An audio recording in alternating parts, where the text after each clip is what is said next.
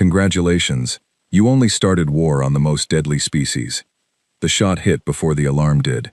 That is the thing nobody tells you about working on a deep space transit hub. The sensors are always a half-breath behind the universe.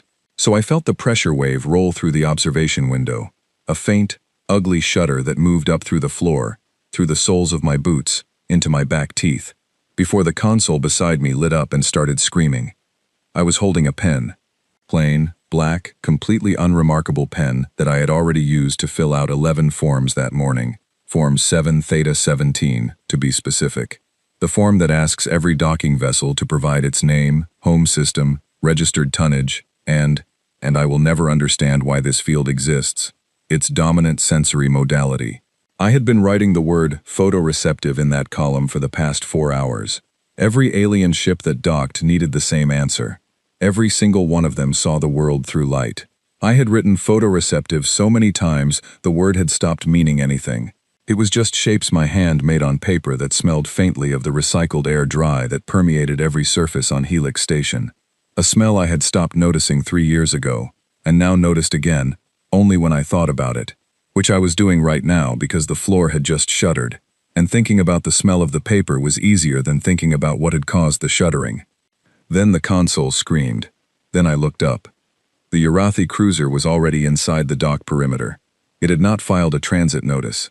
It had not responded to the standard hail that Helix Station Broadcasting Officer Corporal Owen Briggs sent out every 12 seconds to every unregistered vessel in approach range. It had not slowed to the regulation entry speed of 40 kilometers per hour.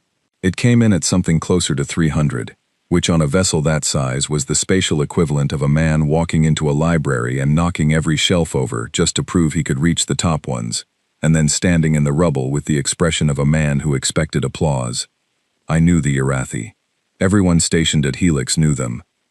They were the third largest military power in the hegemony of allied species, and they carried that fact the way a man carries a loaded firearm in a room full of people who are not armed, always just visible, always angled so you would notice, never fully raised, because the point was not the threat but the knowledge of the threat, the way the knowledge settled into the room like weather, and changed every conversation without anyone having to say anything directly. Their exoskeletons were crystalline, almost beautiful, catching station light and scattering it into thin rainbow spectra across every surface they passed near. They communicated partly through color shifts in those shells. Red gold meant authority. Deep violet meant displeasure, a rapid flicker between the two, which I had seen exactly once before during a docking dispute 3 years ago, meant something closer to contempt. The commander's shell was doing that right now. Rapid. Violet gold. Violet gold. The shimmer of a thing that had already decided the outcome of a situation before the other party had been informed there was a situation. He had come in without clearance because clearance was, in his understanding of the universe, something you requested from entities that outranked you.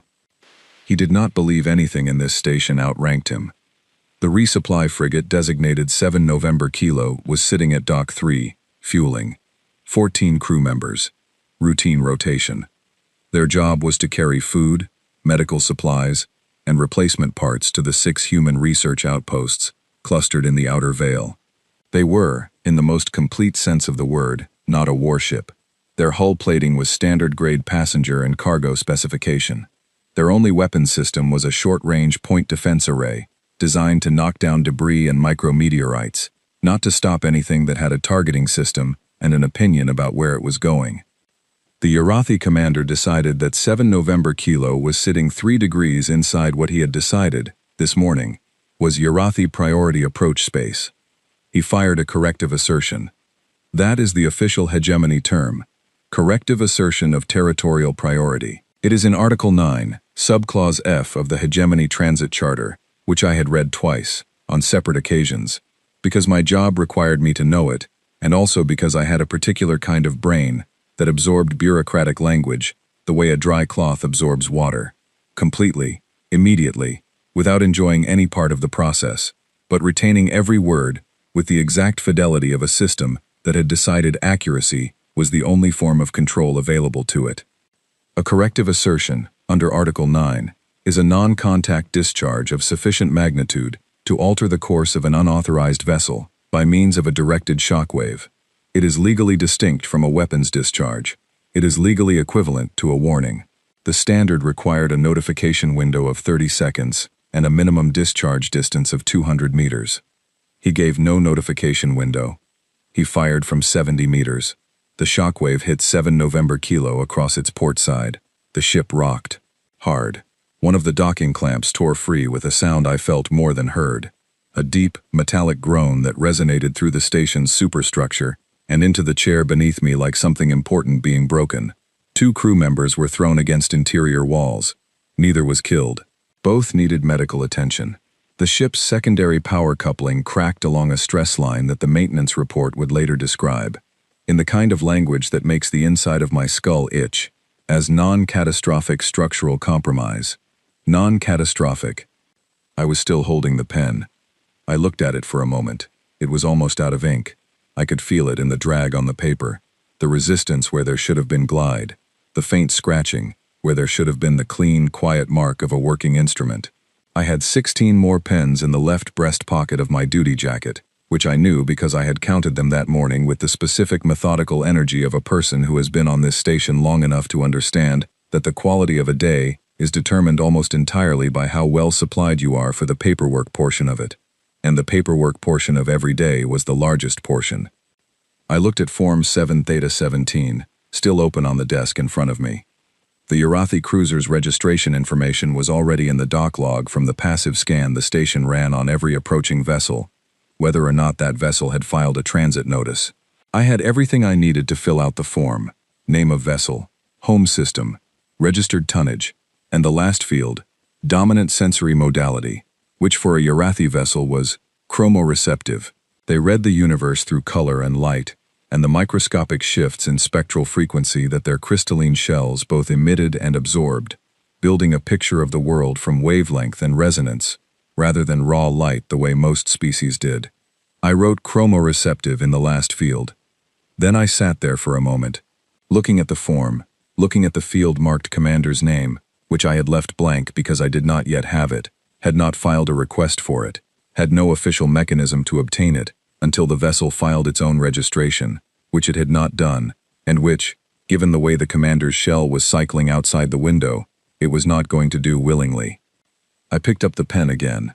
I wrote, in that field, in small, careful, extremely legible letters, the incident. I filed the form. The system accepted it. Form 7 Theta 17. Filed. Time-stamped. Routed through the standard administrative pathway. Normal. Routine. The 900th form I had filed this month, give or take. Each one identical in structure. Each one a small brick in the administrative wall that held the transit corridor together. Each one so mundane that the weight of any individual form was essentially zero. The reply came back in 6 minutes. 6 minutes is nothing in interstellar bureaucracy. A standard transit notification takes between 4 and 7 business days to process and return through official channels. A formal incident report takes longer. An emergency incident report, filed through the expedited pathway, takes a minimum of 48 hours. An incident report filed on a Form 7 Theta 17, which is not an incident report at all, technically, which is a routine docking registration, was supposed to route through 3 separate administrative checkpoints before reaching anyone with actual authority to act on its contents. 6 minutes meant someone had already been watching. 6 minutes meant that whatever I had just filed had landed somewhere that was not only expecting it but had been waiting, with the patient focus of a very organized institution, for something exactly like it. The reply was from Admiral Grace Okonkwo, Fleet Command, 6th Division. It read, "Acknowledged. Maintain observation. Do not engage. Do not communicate with the Urathi vessel directly. A response is being coordinated.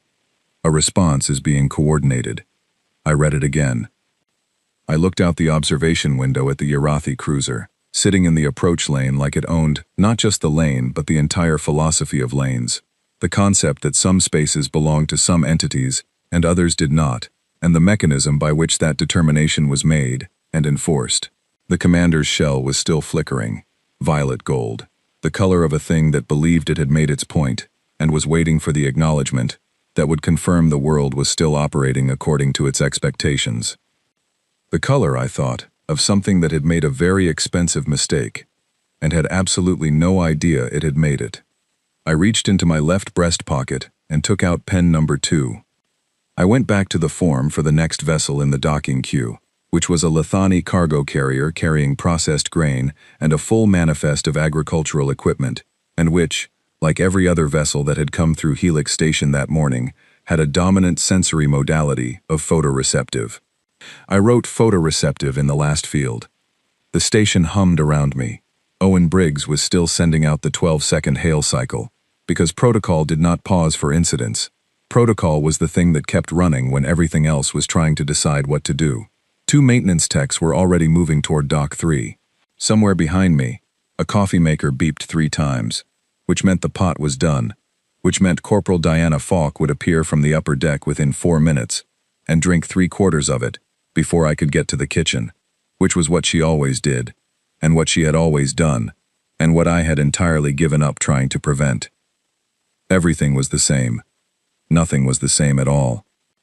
I knew the shape of what was coming the way you know a storm from the quality of the air before it arrives, not from seeing clouds, not from hearing thunder, but from the specific way the pressure changes against the skin of your face and hands, a physical knowing that lives below the threshold of thought, below the level where you make choices about things, in the old part of the brain that has been running threat assessments since before humans had words for threat or assessment. I had felt that pressure shift 6 minutes ago, when the Urathi's shockwave moved through my boot soles and up into my teeth. I had felt it again when the Admiralty replied in 6 minutes instead of 4 business days. There is a thing that happens inside the human military machine that most species in the hegemony have never understood, because most species in the hegemony evolved from apex predators and do not have the neural architecture to perceive it. Apex predators think in terms of dominance, challenge, response, reassert hierarchy. You take something, I take something back. We establish who is stronger and proceed on that basis, the equation repeating until one party yields. It is a clean system. It is logical. It has worked for most predator origin species across most of their history. Humans spent 100,000 years being eaten, being chased, being the thing in the dark that was smaller and slower and less armored than most of what was hunting it. We did not win by being stronger. We won by being the only species in the history of our planet that looked at something considerably stronger than itself and thought, in a very calm and very focused way, I need to understand exactly how this thing works, and then I need to build something it cannot survive. And then I need to be very patient and very quiet until the moment arrives. We kept doing that. We never stopped doing that. The Urathi had fired a corrective assertion at a resupply frigate and called it a warning. Somewhere in the Admiralty, a response was being coordinated. I finished the Lithani cargo form, filed it, reached for the next one in the queue. The dock manifest said an Aurelian survey vessel was coming in at 1500 hours. Their dominant sensory modality was thermal. I would have to write thermoreceptive in the last field, which had 8 more letters than photoreceptive, and would require a slightly different pen grip to fit legibly in the available space. I made a note of this in the margin of my scheduling log. The Urathi cruiser sat in the approach lane, gleaming, iridescent, cycling those colors with the steady rhythm of something that was completely, perfectly, devastatingly certain of itself.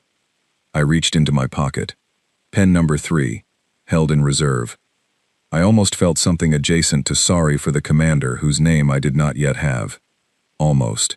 It lasted approximately as long as it took me to remember the sound the docking clamp made when it tore free, and the 2 crew members currently in the medical bay who had been thrown against walls they had not seen coming, and the way the shockwave had moved up through the floor of Bay 7 and into my back teeth, like something that wanted to make sure I knew it was there. Not sorry. Not even close. I went back to the forms. The next ship in the queue was photoreceptive. Of course it was.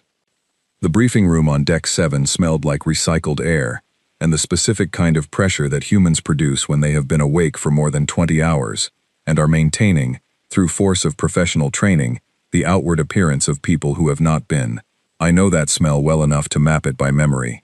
My mother had carried it home every Thursday for the entire decade she spent running logistics for the London Infrastructure Commission, coming in at midnight with her jacket over one arm, and that particular quality about her that was not tiredness but weight, the kind that lives in the shoulders and jaw and behind the eyes, the kind that does not come from physical exertion but from holding a very large number of moving pieces in the mind simultaneously and being responsible for what happens when any of them stops moving correctly.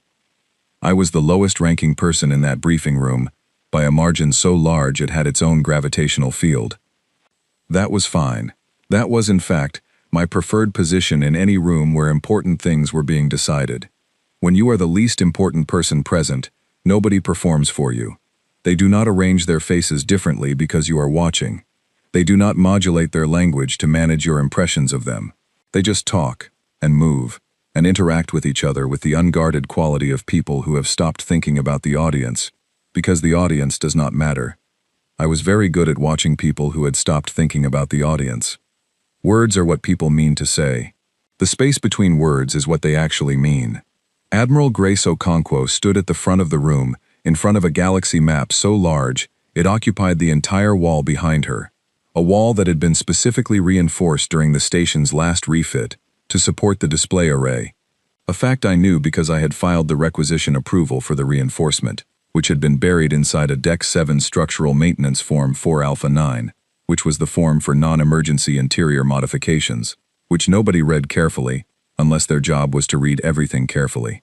My job was to read everything carefully. I had read it.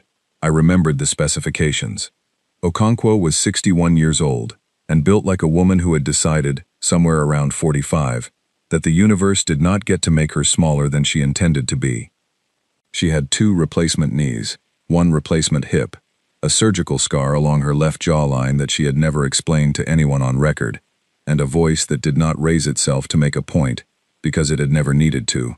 She was the kind of person who could fill a room without taking up more physical space than her body required, purely through the quality of her attention, the way it landed on things and stayed there until it was done. She was pointing at the Urathi home cluster. "They believe," she said, "that they understand escalation." Nobody laughed, but the room shifted. A collective exhale that moved through 14 senior officers in a wave so subtle you would miss it if you were not watching specifically for the moment when trained professionals stopped pretending to be calm and allowed themselves to be, instead, something I did not have a clean single word for. Ready was too simple. Hungry was too animal. What they were was more like a door that had been held firmly shut, finally being allowed to swing. I ate the second half of a protein bar I found in my right breast pocket. I did not remember putting it there. I did not know what flavor it was. It tasted like the color beige tastes in dreams, present, and technically food, and entirely without character. Okonkwo pulled up a second map. This one showed 3 adjacent systems that the Urathi had absorbed into their territory over the past 40 years. Not through open conquest, not through declared war, which would have triggered hegemony arbitration and generated exactly the kind of formal record that would have required them to justify themselves. Through a process that the hegemony charter called, with the beautiful linguistic dishonesty of a document written by 40 species who had each brought their own interest to the table, progressive boundary refinement. Progressive boundary refinement. Moving the line. Every time, moving it by a small enough increment that the cost of objecting exceeded the cost of absorbing. Every time, filing the appropriate notification, in the appropriate format, through the appropriate channels, and waiting to see if anyone in the 40 species alliance would decide that this particular increment was the one worth pushing back on. Nothing ever pushed back. I thought about that while I finished the protein bar.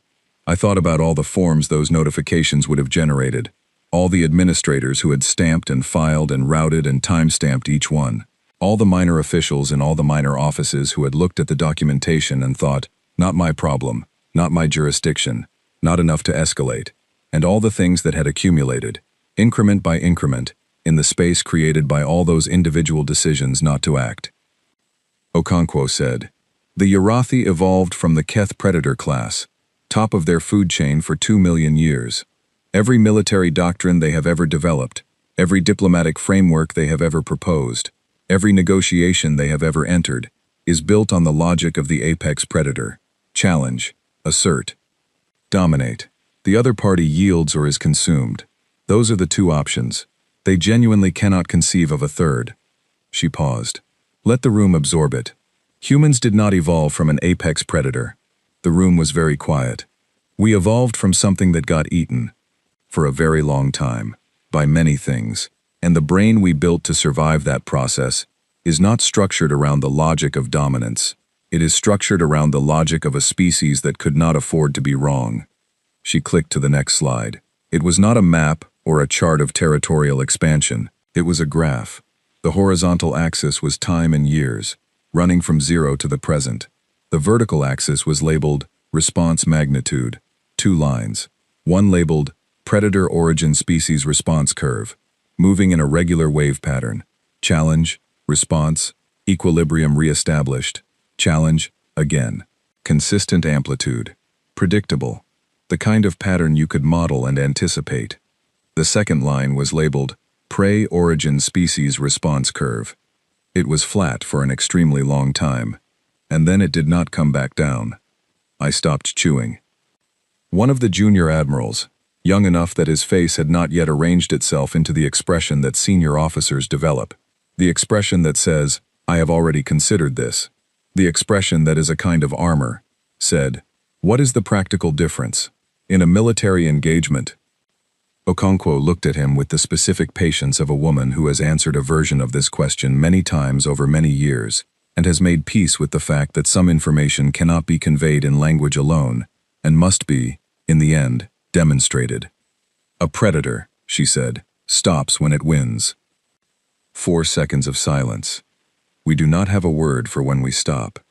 I thought about my pen, scratching out form after form in Bay 7, while the Arathi cruiser sat gleaming in the approach lane outside my window. I thought about the 6-minute reply. I thought about the way Okonkwo's message had used the phrase, "A response is being coordinated with the specific grammatical flatness of a sentence that is describing something already in motion, a thing with its own momentum, a thing that did not require the current moment to start it, but merely to authorize the next step." The young admiral did not say anything else. Okonkwo went back to the map. She circled the Arathi home cluster with one finger, a slow, deliberate circle, the way you circle something on a list when you have decided it requires your full attention, and you are taking a moment to acknowledge that decision formally, to yourself, before proceeding. Outside the briefing room's narrow porthole, visible at a precise angle between the communications array housing and the edge of the docking bay superstructure, the faint iridescent shimmer of the Arathi cruiser was still there, still sitting exactly where its commander had decided to sit, still cycling those colors. The protein bar was gone. I could not have told you its flavor even if the answer had come with a financial incentive. I got out my notebook, the paper one, not the tablet. Some notes needed to exist in a medium that could not be automatically indexed and searched by the station's administrative AI. I wrote, in the bottom right corner of the page, in very small letters, "They think they gave us a warning." I drew a small box around it. I underlined it once. I closed the notebook and put it back in my jacket.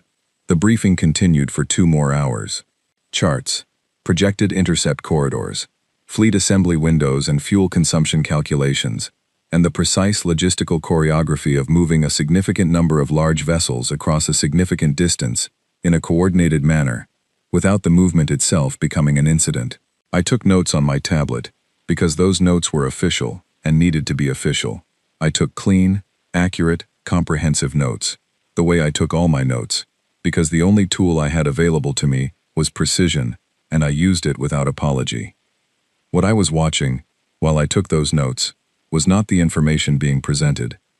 It was the faces of the people receiving it. I had watched 14 senior military officers sit in a room and receive the information that an alien power had fired on a human vessel, and not one of them, not one, had made the face of a person who was surprised. They made the face of people who had been expecting something like this and who had, in the time since they started expecting it, already worked through the relevant decisions and arrived somewhere on the other side of them. That is the thing about a brain shaped by 100,000 years of being something's prey. You do not wait to be surprised. You model outcomes. You run scenarios. You build the plan before the trigger exists. And when the trigger comes, the only change in your internal state is the replacement of conditional preparation with active execution. The decision had been made before the Arathi commander ever entered the approach lane. The fleet was already in the process of being assembled. The response was already being coordinated. We were, all of us in that room, simply making it official. Okonkwo dismissed the room. I was the last one out. On my way back to Bay 7, I passed the medical bay. The door was open. I could see Corporal Diana Falk, the same Diana Falk who had beaten me to the coffee again this morning. Predictably, reliably, the single most consistent variable in my professional life, sitting beside one of the crew members from 7 November Kilo, holding his hand, talking to him in a low voice about something I could not hear from the corridor. He had a brace on his left arm from the wrist to just below the elbow. His name was Owen Calloway, engineering second class, 26 years old, 3 months from the end of his current rotation. He had been thrown against a conduit housing because a Urathi commander had decided, at approximately 0800 that morning, that the approach lane outside his window belonged to him. I kept walking. Bay 7 was exactly as I had left it, forms on the desk, console humming beside them. Observation window with the Urathi cruiser outside, slightly repositioned from the approach lane into what it had apparently decided was a preferred parking orientation, which it had achieved without filing a dock position notification, because filing a dock position notification would have required acknowledging the authority of the station to require one. I sat down. I took out pen number 3. I went back to the forms. The stars through the observation window were the same stars they always were. Patient. Enormous. Entirely unconcerned with the specific drama playing out in the dock lane below them, because stars operate on timescales that make even the most significant events in the lives of carbon-based entities register as something smaller than a tremor. Somewhere, a fleet was being assembled. Somewhere, Admiral Grace Okonkwo was making calls that would not appear in any log I had the clearance to access. Somewhere, 41 warships were beginning to move. I wrote photoreceptive in the dominant sensory modality field of the form for the next ship in the queue. My handwriting was very neat. It always was. The deployment orders came at 0300, which was the hour that had always suited me better than it had any right to, given that it was objectively one of the least comfortable hours in the 24-hour cycle for a human body to be functional. There is something about 3 in the morning, though, that strips everything down to essentials. The pretenses that accumulate during daylight shifts, the performed competence, the careful management of other people's impressions of you, the constant background calculation of how you appear to the people around you, all of it loses its grip somewhere after midnight. By 3 in the morning, what you have left is what you actually are.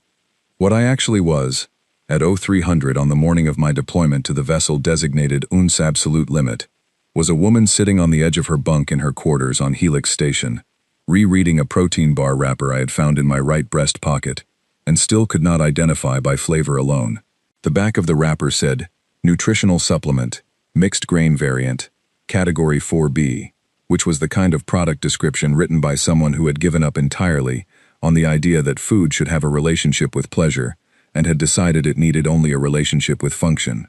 I dropped it in the recycling, got up, got dressed in the careful, methodical way I always dressed, uniform first, then jacket, then the systematic check of all pockets, starting from the left breast and moving right, then down, and reported to the transport bay at 0315, which was 5 minutes early by the clock, and precisely on time by the internal standard I had been running against my entire career. The Uns Absolute Limit was the kind of ship name that was funny in a dry, tired way, until it was not funny at all, and then became something else entirely. I had seen the ship before, in dock, during a logistics rotation 2 years ago, when I had been temporarily assigned to support the fleet resupply operation, following a navigation incident near the Vale boundary. I had been aboard for approximately 4 hours, during which time I had filed 7 different forms, eaten 1 meal in the mess hall, and noted, with the part of my brain that never fully turned off, that the ship was large in the way that things built specifically for serious purposes are large. Not decoratively large, not impressively large in the manner of a thing designed to communicate power through scale. Large the way a very well-maintained tool is large, when the job it was built for requires a certain mass to be done correctly. The hull was gray, industrial, flat, unreflective gray. The gray of something that had no interest in being looked at. The mess hall argument was in full force when I boarded. Breakfast at 0500 versus 0530. I stopped in the corridor and listened to it for approximately 30 seconds.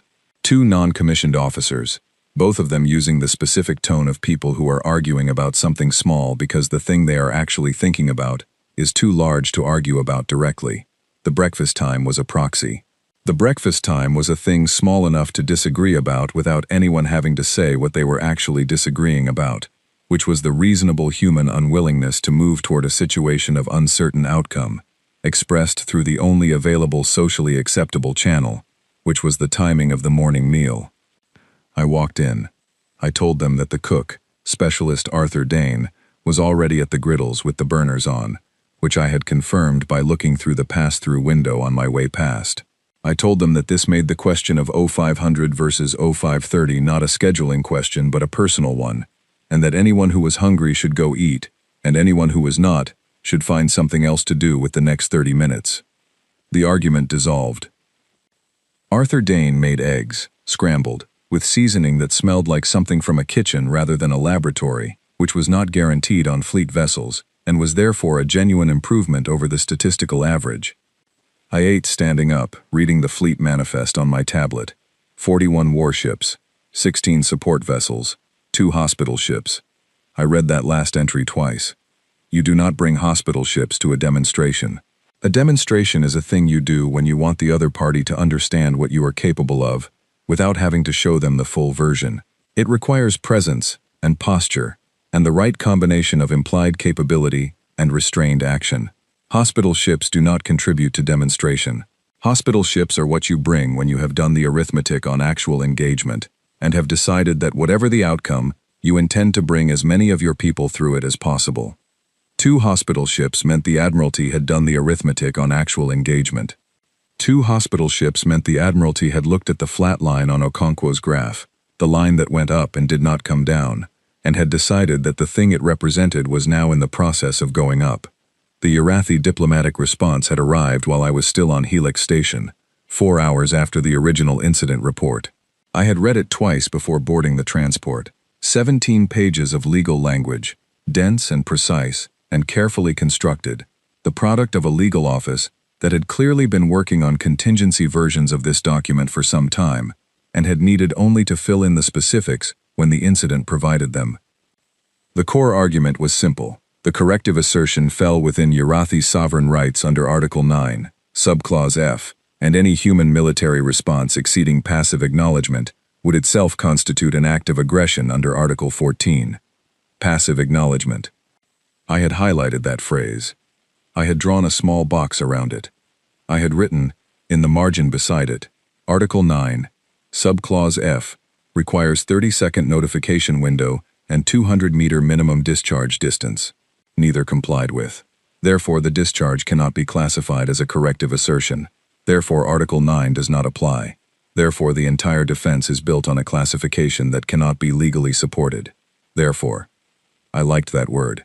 It was the most satisfying word in legal analysis, the moment when the chain of logic arrived at its destination, and you could see clearly what it had been building toward the whole time. I went back to the manifest. 41 warships, 2 hospital ships. I read it one more time, and then put the tablet away, and finished the eggs, which were good, and which I ate with the appreciation of someone who understood that the quality of food is partly a function of the quality of attention you are able to bring to it, and that attention, like most valuable things, is finite. The fleet jumped at 0300 the following morning. I was awake. I watched the jump from the forward observation lounge, which was empty at that hour, except for a young engineer named Callum Price, who was sitting in the far corner, with a handwritten letter he was working through very slowly, crossing out words and rewriting them with the careful frustration of someone trying to say something precisely, and finding that precision in emotional matters is more difficult than precision in technical ones. I took the opposite corner and did not look at him again. The stars changed when we jumped. They always do, in ways that are subtler than any recording system captures, and that you can only feel if you are watching at the exact moment of transition, when the visual field shifts, and the particular pattern of familiar light you have been unconsciously using as a reference is suddenly, cleanly, replaced by a different one. It is disorienting in a way that lasts only a fraction of a second, and that you almost immediately rationalize away, but that leaves a residue in the body, a faint sense of displacement that is the physical fact of having moved a very large distance in no experiential time at all. I received a message from my sister at 03:47. It said, "Mum saw the news. She has made your favorite. Come home when you are done." I stared at it. I thought about my mother at the kitchen table in London, watching the news with the specific expression she used for developments she had been expecting and did not welcome. The expression that said, "I knew something like this was coming, and I had hoped I was wrong, and I was not wrong, and now we are here." I marked the message unread. I went back to watching the stars. The ship was quiet in the way that only large mechanical things moving through space are quiet. A deep, pervasive vibration that is felt rather than heard. The background hum of systems doing their work without drama or announcement. Around that hum, the silence of corridors at 0400, when the night watch had found their rhythm, and the day crew had not yet started to stir, and the ship was, for a brief interval, simply itself. I was good at sitting in quiet ships at 0400. I had been doing it, off and on, for 6 years. The manifest said we would reach the perimeter marker in 14 hours. I had 12 pens in my left breast pocket.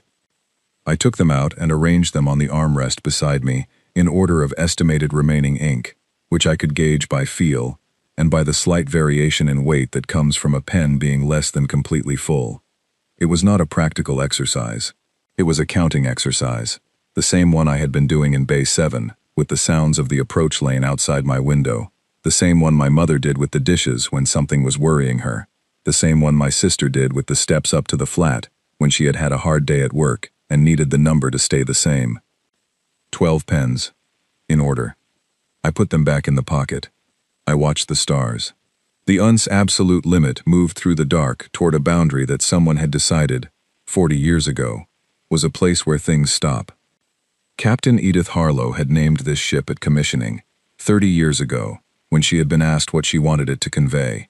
The story existed in the informal record, passed from posting to posting the way certain stories are, because they say something true that the official record cannot contain.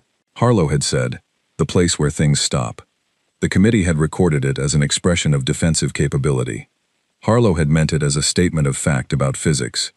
Things stop when they reach something they cannot go through. The question, always, is what that something is made of, and whether the thing trying to pass through it has correctly estimated the composition before committing to the attempt. The Arathi commander had not correctly estimated the composition. He had fired a corrective assertion at a resupply frigate and had received, in return, 6 minutes and 41 warships and the specific, uncomfortable silence of a species that had decided the time for this particular calibration had arrived. 14 hours. 12 pens. I started calculating forms. Here is what happened at the perimeter. Stripped of the diplomatic language, and the hegemony news service interpretations, and the versions that circulated through 40 different species media channels, in the days and weeks that followed, each one shaped by the particular fears and assumptions and historical frameworks that each species brought to the event, like 40 different hands describing the same elephant from 40 different angles in 40 different vocabularies. We arrived, we stopped, we held. That is the whole of it. That is the thing that mattered. We arrived at the outer marker of what the Arathi had, through 7 years of progressive boundary refinement documentation filed through the appropriate hegemony channels in the appropriate format, at the appropriate intervals, established as the boundary of their sovereign approach corridor. We arrived in formation, 41 warships, 16 support vessels, 2 hospital ships, and we positioned ourselves at the marker line, exactly at it, not inside it by a single measurable unit, and we held that position. We did nothing else. The Arathi monitoring vessel appeared within 22 minutes. 22 minutes meant they had something within a single jump of the perimeter at all times. That was not a coincidence. That was a structural choice, a maintained capability, the kind of thing you build and maintain when you are serious about the territory you have claimed and intend to be able to respond to any incursion with minimal delay. The monitoring vessel was classified by the hegemony as a security enforcement craft. It was not technically a warship under any of the 3 hegemony definitions of a warship. It was also not a vessel you sent to have a polite conversation, unless the conversation you were planning to have was the kind backed by sufficient hardware to make the point without words, if the words did not land correctly. Their commander hailed us. His shell was red gold. Full authority display. The color of a Urathi who has determined that the situation requires the full expression of their institutional standing, which in the Urathi framework is both a communication and a kind of demand. The demand that you recognize the standing being displayed before the conversation can proceed on its terms. He told us we were in violation of hegemony boundary protocols and required to withdraw to a distance of at least 2 light hours within a specified time window, or face a formal arbitration filing under Article 22. Admiral Grace Okonkwo replied from the bridge of the absolute limit. She said, "We are not in violation of any hegemony boundary protocol. We are positioned at the established marker, not inside the established sovereign corridor. If you believe otherwise, you are welcome to transmit the specific article and subclause that you believe we are violating." A pause that lasted 7 seconds, which is long in a live transmission feed. The shell flickered, violet gold. The same pattern the Urathi commander in Bay 7 had been running. The pattern that meant contempt, or something adjacent to it, a complex emotional state that the Urathi expressed through spectral modulation, the way humans expressed it, through the set of the jaw and the quality of the silence before a response. He transmitted Article 9. Okonkwo read it, on the screen, in full view of the transmission feed, which both parties were required by hegemony protocol to maintain at standard resolution during a boundary dispute, so that the record would be unambiguous. She read it slowly. She said, "Article 9 governs vessel conduct within established sovereign space. We are outside your established sovereign space. Subclause F of Article 9, specifically, governs the use of corrective assertions within a shared transit corridor. I note that Subclause F requires a 30-second notification window prior to discharge and a minimum discharge distance of 200 meters. I have the incident report from Helix Station here, which documents a discharge with no notification window from a distance of 70 meters. If you would like to discuss Subclause F in more detail, I can connect you with the liaison officer who filed that incident report and who has been looking forward to this conversation." That was me. She connected me. I want to be precise about my internal state at that moment. I had not been briefed that I would be connected to a live diplomatic transmission with a Urathi security enforcement vessel commander. I had been sitting at a secondary console on the bridge deck, annotating the boundary positioning log with the timestamps of our arrival and our holding position, because the record needed to show exactly when we arrived, and exactly where we positioned ourselves, and exactly how we had maintained that position without deviation. That record would be part of the formal documentation if the dispute went to arbitration. Accurate documentation was my contribution to this situation, and I had been focused on it with the full extent of my professional capability. And then I was on a live diplomatic transmission. Okonkwo had either planned this and not told me, or she made decisions the way all the genuinely good commanders I had ever observed made decisions. In the moment, with the complete confidence that the people she worked with would perform when the moment required it, because she had assembled them specifically for that purpose. I performed. I told the Urathi monitoring commander who I was, in the flat, informational voice I used for complex forms and difficult documentation, the voice I had developed specifically because it conveyed precision without aggression, authority without hierarchy, the voice of a person who is not threatening you, who is simply explaining something that has the weight of fact behind it and does not require emotional emphasis to make its point. I told him I had been in Bay 7 on Helix Station at the time of the incident. I told him I had felt the shockwave through the floor. I told him I had filed the initial Form 7 Theta 17 and that the 6-minute Admiralty response to that filing was part of the official record. I told him I had read Article 9, Subclause F, multiple times, and that the discharge documented in the incident report did not comply with either of the 2 conditions required for a discharge to be legally classified as a corrective assertion. I told him, therefore, that the discharge was not a corrective assertion. I told him that the Urathi diplomatic response, in citing Article 9 in defense of a discharge that did not meet Article 9's own standards for the action being defended, had built its legal position on a classification that the article itself did not support.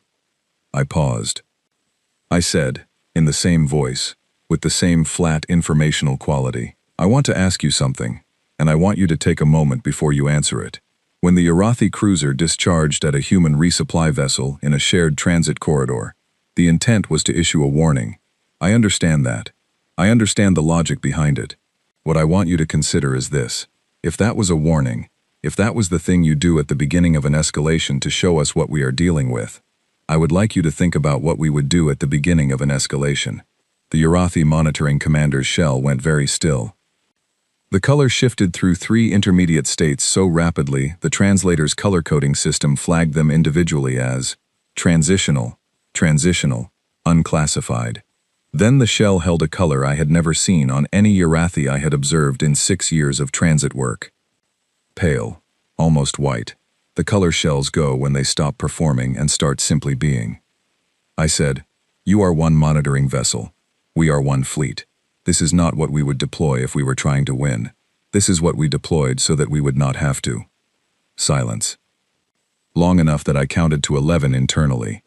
Then the monitoring commander said, in a voice that had lost most of the formal authority register that hegemony common tongue carries when spoken by a Urathi in full display mode, "You are one species among 40 in the hegemony." I said, "Yes." He looked at the manifest on the shared navigation display. I watched him look. The numbers were right there. 41 warships, 16 support, 2 hospital ships. He looked at the hospital ships for a specific extended moment that told me more than his words would have. He looked at the hospital ships the way a person looks at something they were not expecting, and that has changed the calculation they were in the middle of running. His shell went still. The monitoring vessel moved back 2 light hours in under 4 minutes. It did not file a boundary dispute notification. It did not file a withdrawal documentation form. It did not respond to the follow-up hail that protocol required us to send after a vessel altered its position during an active boundary dispute transmission. It moved. Okonkwo stood at the forward window for a full minute without saying anything. I sat at my console without saying anything. The bridge crew held their positions without saying anything. The 41 vessels of the fleet held their formation without deviating by so much as the smallest unit the positioning system could measure. Then Okonkwo said, "To the room, hold position." She said it the way she said everything, without emphasis, without the quality of triumph or relief that the moment might have supported, that most humans would have felt entitled to, after the specific sequence of events that had just concluded in front of us. She said it the way you say something that simply needs to be said, and then she turned back to the console and began reviewing the positioning log, because the record needed to reflect everything correctly, and the record was, always, the foundation that everything else rested on. I went back to my console. I annotated the timestamp of the monitoring vessel's withdrawal. I noted the duration of the silence before the withdrawal. I noted, in the margin of the annotation, in very small letters, in the shorthand I used for observations that were important, but that did not fit neatly into any existing field, they understood. I drew a small box around it. The fleet held position at the marker for 6 more days. Not because it needed to, not because the Urathi made any further move that required a response. They did not come back to the perimeter. They did not file the boundary dispute notification that the failed transmission had technically initiated. They filed nothing. They went quiet in the specific way that a large, well-organized institution goes quiet when it is urgently recalibrating its understanding of a situation and needs time to complete that process before saying anything that would be part of the official record. We held position because the record needed to show that we had held position, that we had arrived, held, and departed on our own timeline, at our own determination, without being moved by anything the Urathi did or did not do. The 6 days were paperwork. The most important paperwork I had ever been part of. The diplomatic channels opened on day 2. I attended the first session as the record officer and the documentation specialist, which meant my job was to be present, to be accurate, and to be invisible unless I was needed. I was needed 3 times over 6 days. Each time for the same reason. The Urathi delegates, who were not the monitoring commander, and who were specifically trained in hegemony diplomatic protocol, and who had clearly been working on their position since approximately 4 hours after the Helix Station incident, kept citing Article 9. Each time they cited it, I corrected the citation. I did not argue. I did not express frustration. I read the relevant passage from the subclause, compared it against the documented facts of the discharge, and noted the discrepancy, in the same voice, with the same flat precision. By the 3rd time, The senior Yarathi delegate had stopped citing it. He started citing Article 14 instead, which was about the right of member species to respond to perceived security threats with proportional countermeasures. I let Okonkwo handle Article 14. She handled it with the same voice she used for everything. By day 4, the Yarathi delegates were no longer trying to establish a legal framework. They were negotiating. There is a difference between a party that is trying to establish why they were right and a party that is trying to determine what happens next. The first one is still in the argument. The second one has decided that the argument has concluded and that what remains is the practical question of outcomes. The Yarathi delegates moved to the second mode on day 4. I wrote that down too, with a timestamp. The final agreement, the Helix Station Boundary Accord, was 17 pages. I drafted 12 of them. The remaining 5 were drafted by a team of 3 hegemony legal specialists who had been brought in on day 3 as neutral arbiters, which was itself a concession from the Yarathi, because requesting neutral arbiters means acknowledging that you do not fully control the terms of the resolution. The accord established several things. It established that the discharge at Helix Station did not meet the legal standard of a corrective assertion under Article 9, Subclause F. It established a revised transit notification protocol for the shared corridor. It established a new compliance certification requirement on Form 7 Theta 17. And it established, in language that was formal and precise, and that said exactly what it meant, without ornamentation, that the human fleet's positioning at the perimeter marker had been in full compliance with hegemony boundary protocols and did not constitute an act of aggression under any applicable article. The Yarathi signed it. Both delegates. Both shells steady, deep blue, the color of a Yarathi in formal acknowledgement of a completed agreement. Not red gold, not violet, not the rapid cycling of contempt or authority display. Blue, the color of something that had been fully worked through. I filed the accord. I filed the supplementary exhibits. I filed the boundary compliance notifications, the revised protocol amendments, and the updated Form 7 Theta 17 specifications, including the new compliance certification field at the bottom of the form, below dominant sensory modality, below commander's name, at the very end of every transit record that would be filed in the shared corridor from that date forward.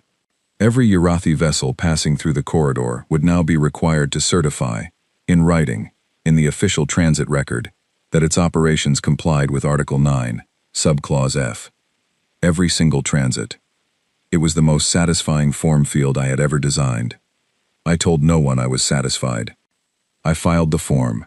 The fleet held position for the full 6 days and then departed in orderly formation at 0600 on the 6th day, which was the time specified in the Accord's resolution clause which I had drafted, and which I had selected because 0600 was the start of the standard administrative day in the shared corridor, which meant the departure would be documented in the morning's transit log, rather than the overnight incident log, which meant it would be read by more people, more broadly, across more of the hegemony's administrative network. The first transit log with the new certification field was filed at 0900, on the 7th day, by an Aurelian survey vessel. They certified compliance. Their dominant sensory modality was thermal. I wrote thermoreceptive in the appropriate field. My pen was running out of ink. I had 11 more in my left breast pocket. The transport home was a Lithani cargo carrier, the same class as the one that had been in the docking queue at Helix Station on the morning of the incident, carrying the same kind of agricultural equipment, staffed by a crew that had the particular quality of people who move things from one place to another through space, and have made their peace with the fact that their work is not dramatic and does not need to be. I liked them. I sat in the crew lounge for most of the transit and read through the first batch of hegemony diplomatic channel communications that had come in after the Accord's ratification. These were not official documents. They were the informal channel, the species-to-species communications that happened below the level of formal hegemony record, in the category of traffic that was technically private and practically known to be monitored by every intelligence apparatus with the access to read it, including the human one, which had been running a very effective signals intercept program for 31 years that had never been officially acknowledged and had also never been officially denied. The communications were interesting, not in the obvious way, not the Yarathi communications, which had gone into a silence so complete and disciplined, that it was itself a kind of statement. Interesting in the way the other species' communications were interesting, the ones that had nothing directly to do with the accord, from parties who had not been present, who had heard about the incident, and the fleet deployment, and the boundary dispute, and the resolution through whatever channels they had access to. 40 species in the hegemony. 40 different sets of assumptions about what humans were, based on 40 different histories of interaction. Before the Helix Station incident, those assumptions clustered around a small set of consistent characterizations. Humans were capable diplomats. Humans maintained a significant fleet. Humans had a history of conflict resolution that was sometimes abrasive but generally fell within the normal range of what large species with significant resources did when their interests were in tension with other large species. The characterizations in the post-accord communications were different. Not dramatically different. Not the panicked recalibration you would see if the change were sudden. Something quieter. The specific quality of language that happens when a characterization is being quietly revised, when the existing framework for understanding something has turned out to be insufficient, and the process of building a more accurate one is underway. What they were revising was not their assessment of human military capability. They had always known the capability was there. What they were revising was their assessment of the relationship between the capability and the choice to deploy it. They had assumed those were relatively close together, that humans, like most species of comparable development, kept their significant military resources available for situations of immediate and significant provocation, and that the distance between a provocation and a response was roughly proportional to the scale of the provocation. They were discovering that the relationship was not proportional in the way they had assumed. The Urathi had fired a corrective assertion at a resupply vessel. That was not, by any of the standard hegemony frameworks for measuring escalation, a provocation of the highest order. It was serious. It was in violation of subclause requirements. It was not an act of war. The human response had been 41 warships and 2 hospital ships positioned at the perimeter marker within a single jump window of the incident. The other species in the hegemony were doing the arithmetic. If that was the response to a corrective assertion that did not meet its own legal standard of a corrective assertion, what was the response to something that actually crossed the threshold? And the answer, and this was the thing I could see building in the communications, the thing I was watching take shape in the careful diplomatic language of 40 different species recalibrating a shared understanding in real time, was that nobody wanted to find out. Not because they were afraid, exactly. Because they were intelligent enough to recognize a calculation they had been making incorrectly and to correct it before the consequences of the incorrect calculation landed on them. The Lithani cargo carrier docked at Helix Station at 1400.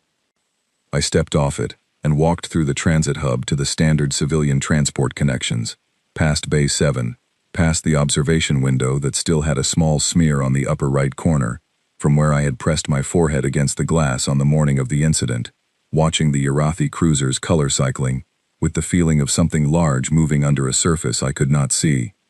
The smear was still there. Nobody had cleaned it. I looked at it for a moment. I kept walking.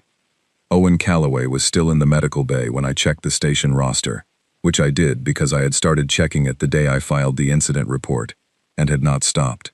He had been cleared for light duty, which meant the arm was healing well, and he had approximately 11 weeks left on his current rotation, and would then return to Earth for leave, which was standard procedure, and which he had probably been looking forward to, with the specific focused anticipation of someone who had been away for a long time, and who had, in the past 2 weeks, been given a concrete reminder of why the being away part of the job was harder than it looked. I did not go to the medical bay. I did not know Owen Calloway. He did not know me. But I put his name in my notebook, on the page opposite the page where I had written, "They think they gave us a warning," in a small box with an underline, and I wrote, Owen Calloway, Engineering 2nd Class, Arm Brace, 11 weeks, home. I closed the notebook. I went to the transit hub and boarded the commercial carrier to London. Here is what I remember about arriving home, which is not the dramatic parts but the ordinary ones. Because the ordinary ones were what I had been holding in the back of my mind for 6 days, with the specific quality of attention that you give to something valuable, that you are keeping safe by not looking at it directly. The transit from Helix to the London ground hub was 14 hours, in a commercial carrier with a cabin that smelled like the particular combination of recycled air and synthetic upholstery that every commercial carrier in the solar system smelled like. An olfactory signature so consistent that it had stopped being a smell and had become a category, the category of being in transit between one place and another place, the space between things rather than either of the things themselves. I slept for the first time in 6 days. Not well, not fully. The kind of sleep that is more like the body insisting on maintenance than the mind actually resting. 3 hours of something between deep and shallow, where I dreamed about forms and the color cycling of Urathi shells and the sound the docking clamp had made when it tore free. But 3 hours. I woke up over the North Atlantic with 4 hours of transit remaining, and a message from my sister that said, "We are making the food now, the good one." I wrote back, "Estimated arrival, 1400 local." She wrote back 3 seconds later, which meant she had been watching the message thread, which meant she had been thinking about the transit timer. My sister was an architect and had exactly the kind of relationship with precision that people develop when their work requires things to be accurate, or they fall down. She liked knowing when things would arrive. She liked the number being a real number, not an approximation. I gave her a real number. She sent a single character in response, a period, which in the grammar we had built between us over 34 years of being sisters meant, acknowledged, confirmed. I will stop watching the timer now. My mother was in the kitchen when I arrived, which was where she was whenever anything important was happening, because the kitchen was the room in our house where she processed the world, through the physical work of preparation, through the smell and heat and texture of making things, through the specific focused attention that cooking required, and that left no room in the foreground of the mind for whatever was happening in the background. She heard me come in. She did not stop what she was doing. She said, "Wash your hands. Table in 10 minutes." I washed my hands. The table was set for 3. My sister was already there, in the chair nearest the window, the chair she had claimed at age 9, and had never subsequently relinquished. She looked at me the way she always looked at me when I came back from something she had watched on the news, without knowing what I was actually doing during the relevant period, which was a comprehensive and rapid visual assessment that she performed with the precision of someone whose professional life involved looking at structures and identifying what was holding them up and what was not. She said, "You look tired." I said, "I am not." She said, "I know. That is not the same thing as what I said." She was not wrong. They were different things. We ate. The food was good. It was always good. My mother had been cooking since before I was born with the specific skill of someone who treats it as a form of communication rather than a task, who uses the quality of what she makes to say things that the English language does not have clean words for. What the food said tonight was something like, "You came back, and I knew you would come back, and I was not certain of it, and I am glad, and I have made something that took time and attention, because you are worth time and attention. And all of that is contained in the thing on the table in front of you, and you do not need to say anything about any of it." We did not say anything about any of it. My mother asked about the transit. I told her it was 14 hours and I had slept for 3. She nodded. She poured more water into my glass without asking if I wanted more, which meant she had noticed I was not drinking enough and had decided to address it without making it a conversation. My sister asked about the food on fleet vessels, which was a question designed to produce a conversation about something real without being about the actual thing, which was what my sister always did when she wanted to know how I was, without asking directly, because asking directly made me retreat into the flat, informational voice I used for briefings and formal situations. I told her about Arthur Dane and the eggs. She said she was glad there had been eggs.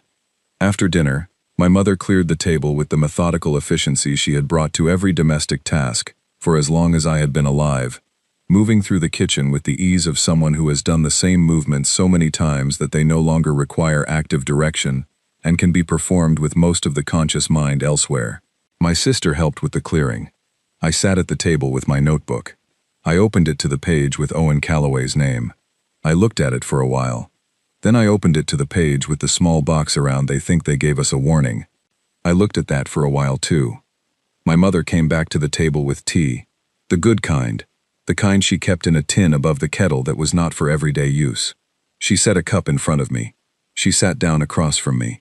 She looked at the notebook, Not reading it, just noting that it existed and that I was looking at it. She said, "Was it what you expected?" I thought about that.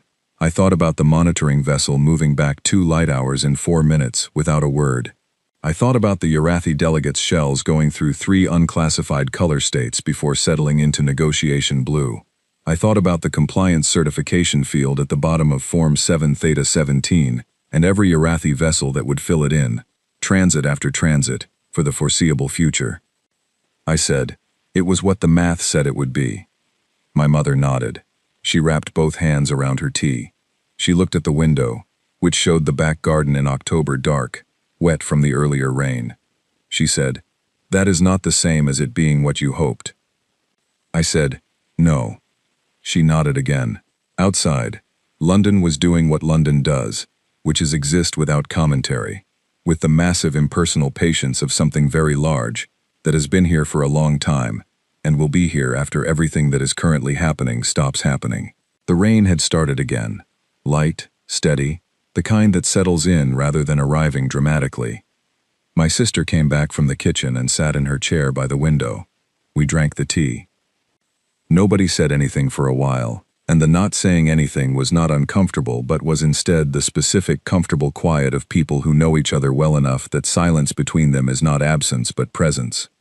I thought about the hegemony diplomatic channels, and the 40 species revising their understanding of something they had mischaracterized for as long as humans had been in space. I thought about the flat line on Okonkwo's graph, and the moment it changed direction.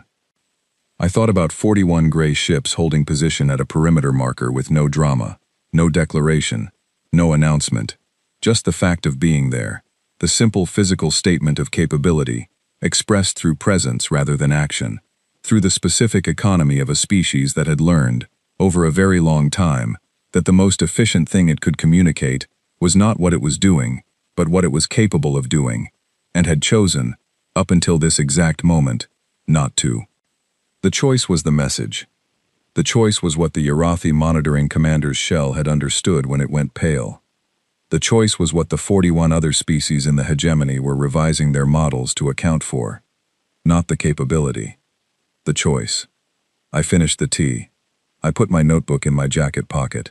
I said goodnight to my mother and my sister, and I went up to bed in the room I had grown up in, which still had the same curtains from when I was 12, and which smelled faintly of the particular combination of old books and a certain kind of wood polish that smelled like nothing else in the world, and that made, every time I walked into this room, the inside of my chest do a thing that I had never found the right word for. I lay down. I looked at the ceiling for a while. I thought about pens. I had 4 left in my left breast pocket. I took them out and put them on the bedside table in a row. 4 pens. I would need more before I went back to Helix. The transit kiosk carried a brand I found acceptable. I would buy a full box of 30, same as last time. 30 pens. For the paperwork that would come after. There was always paperwork that came after. I was very good at paperwork. Outside the window, London went on being London, wet and gray and entirely indifferent to what had happened 6 light years away, and also entirely indifferent to its own indifference, which was its right, which was, I thought, a very human quality for a city to have. I closed my eyes. I slept. In the morning, I would call Owen Briggs on Helix Station and confirm that the new compliance certification field had been correctly integrated into the Form 7 Theta 17 template in the station's administrative system. In the morning, I would begin drafting the supplementary guidance document for transit officers on how to handle a certification that was filed without the full documentation required under the revised Article 9 protocols. In the morning, I would start counting the days until Owen Calloway's rotation ended and he went home, which I would track in my notebook on the page with his name, because I had put his name there and it deserved to be followed to its conclusion. In the morning, there would be more forms. There were always more forms. I was the best at the forms. That had always been the whole point. The galaxy was learning to fill in all the right fields. One certification at a time.